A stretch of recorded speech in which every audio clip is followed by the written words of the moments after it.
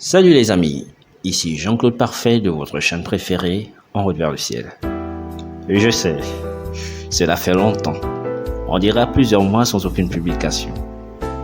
C'est que beaucoup d'événements se sont produits dans ma vie durant cette période, qui m'ont éloigné de cette mission. Et je tiens sincèrement à vous présenter mes excuses les plus profondes, et espère que je saurai grâce à nos nouvelles publications me faire pardonner de vous.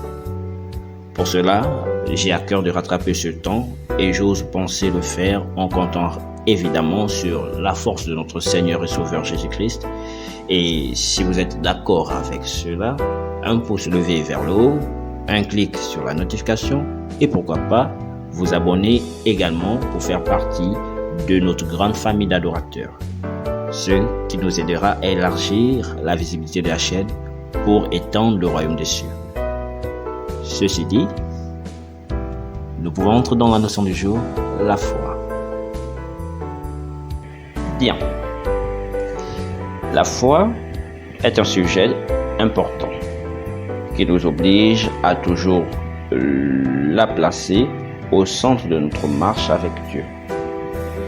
C'est le thermomètre, la boussole ou encore le microscope qui nous permet de vérifier si oui ou non nous faisons la bonne course, si nous sommes toujours sur le chemin. Deux paroles du Seigneur Jésus nous y obligent. Luc 18, verset 8. Mais quand le Fils de l'homme viendra, trouvera-t-il la foi sur la terre? Et la deuxième qui est glaçante est Matthieu 7, verset 22 à 23.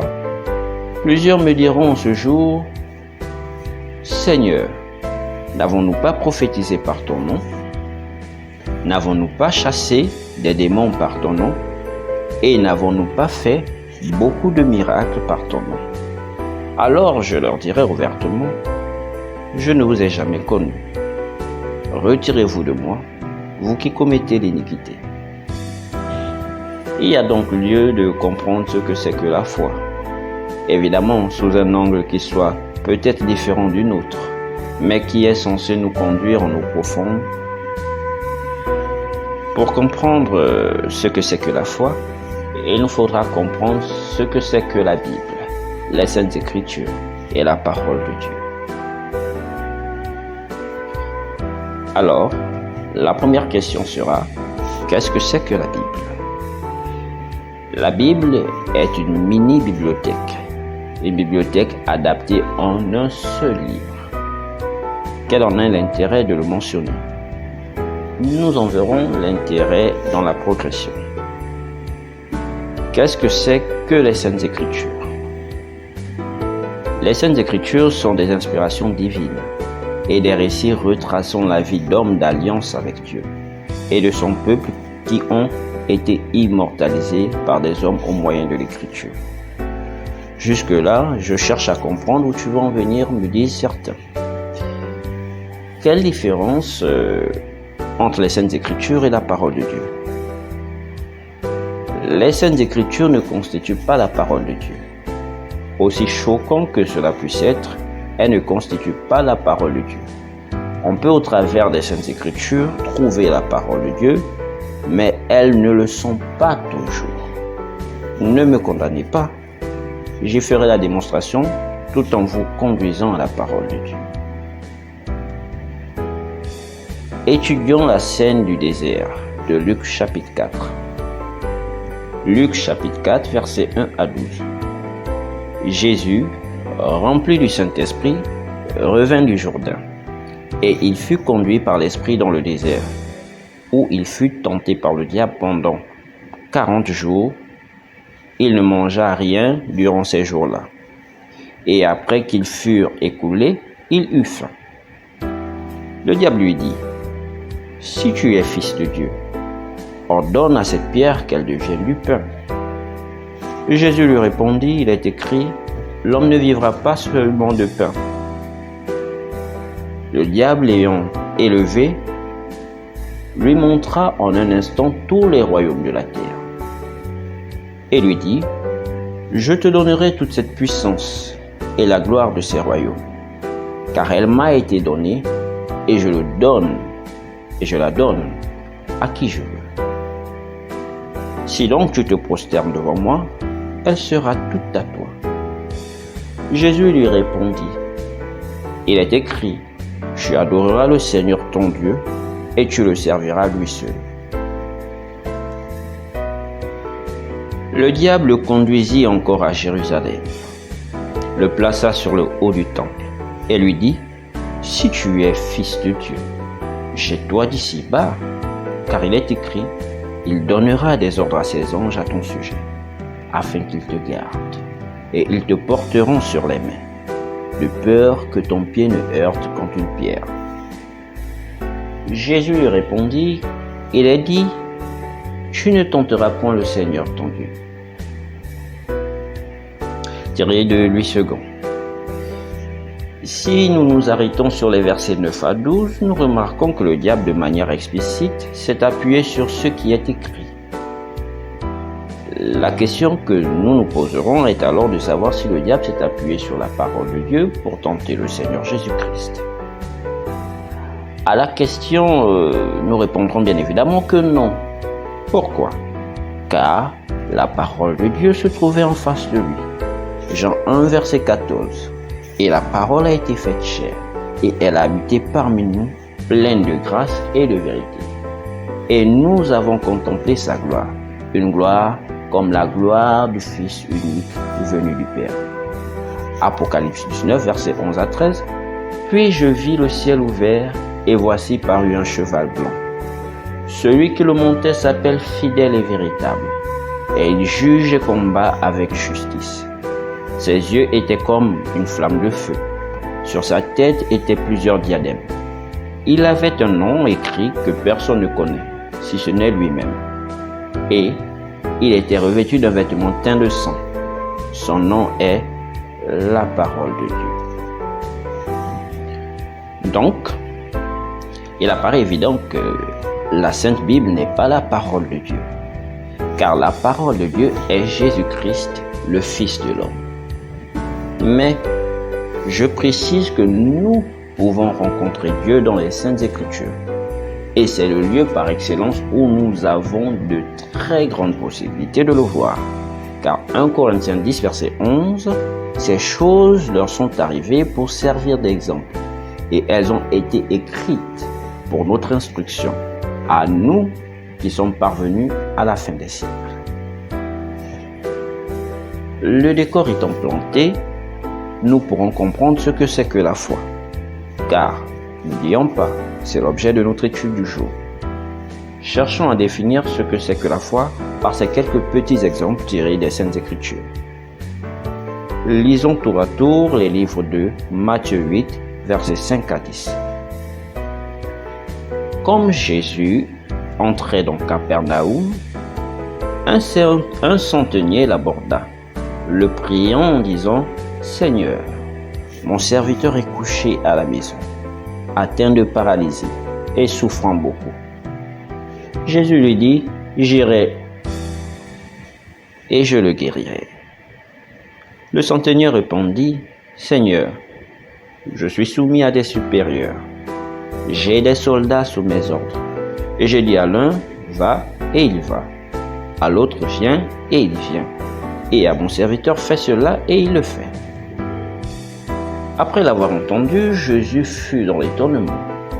Et il dit à ceux qui le suivent, « Je vous le dis en vérité, même en Israël, je n'ai pas trouvé une aussi grande foi.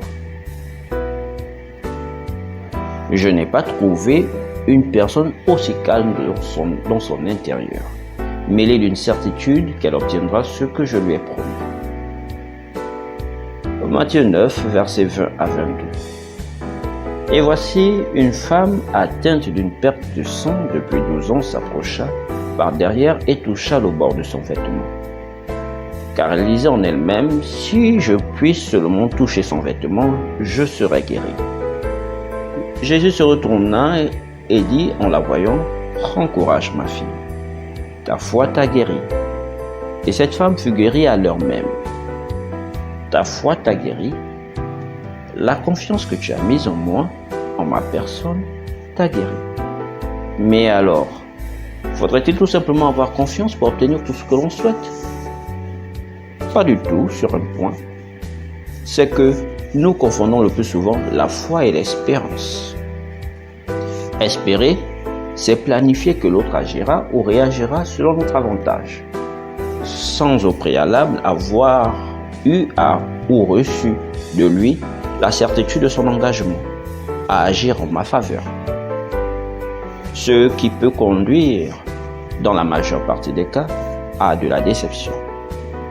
Car nous avions programmé nos sorties de cette situation par son intermédiaire et devant essuyer un échec auquel nous ne nous serions pas préparés émotionnellement, d'où la déception. Il n'en est pas ainsi de la foi. Car Hébreux 11, verset 1, la foi est une ferme assurance des choses qu'on espère, une démonstration de celles qu'on ne voit pas. Elle est une certitude mêlée d'un calme, d'une paix profonde, que cette chose, nous la verrons s'accomplir. Elle n'est pas un souhait, comme plusieurs pourraient penser, qu'il leur suffirait de souhaiter à quelque chose pour que l'objet de leur pensée leur soit accordé. Non, la foi n'est pas un souhait, elle n'est pas une espérance, elle est un engagement. L'engagement de Dieu envers une personne pour accomplir quelque chose de particulier qui rentre dans un but céleste ou divin et non un coup de tête. N'est-il pas écrit, fais de l'Éternel tes délices et il te donnera ce que ton cœur désire, me diront certains. Bien évidemment que cela est écrit et il ne saurait avoir de contradiction entre ce qui a été précédemment dit et ce verset biblique. Ce verset signifie tout simplement, en plaçant Dieu comme l'objet, le sujet premier de ton cœur, il t'accordera ce dont il sait que cela te réjouira le cœur et non la pensée, qui peut être légère. Car Dieu qui sonde les cœurs, c'est ce dont a besoin réellement cette personne par l'écoute de son esprit, l'esprit de cette personne. Ainsi donc, Romains 10, verset 17, la foi vient de ce que l'on entend, et ce que l'on entend vient de la parole de Christ.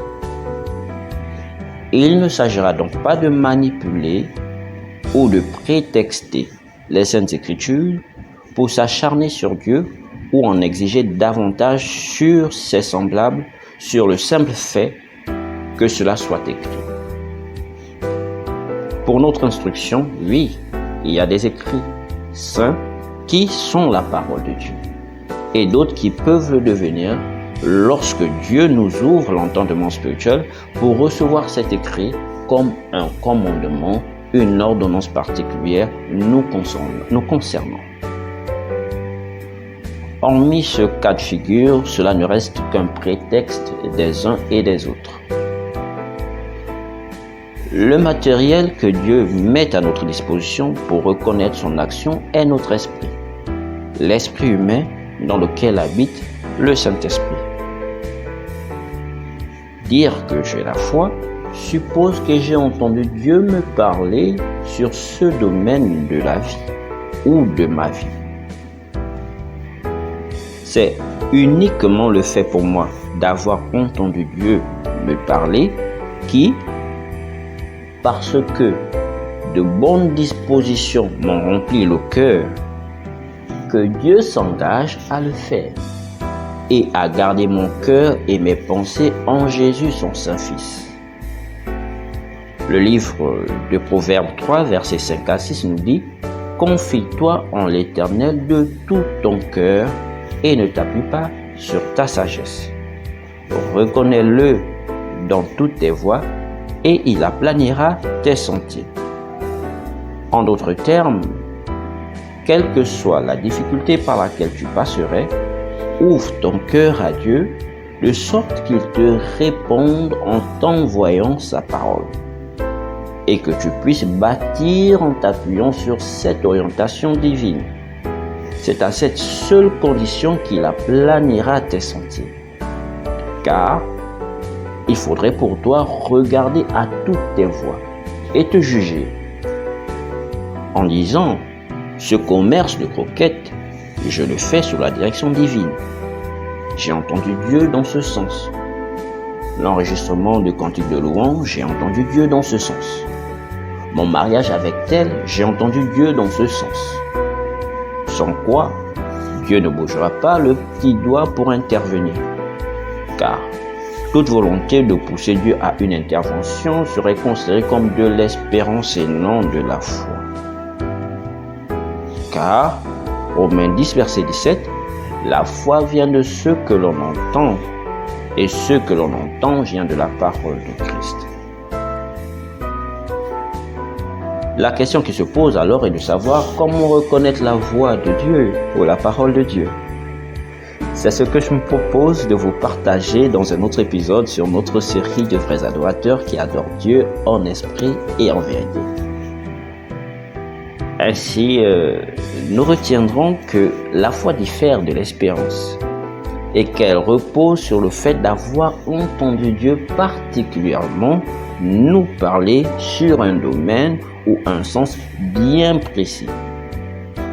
Et c'est justement cette raison qui obligera Dieu à vous soutenir et s'engager dans votre cause, car Dieu est dans sa parole et sa parole et lui sont un.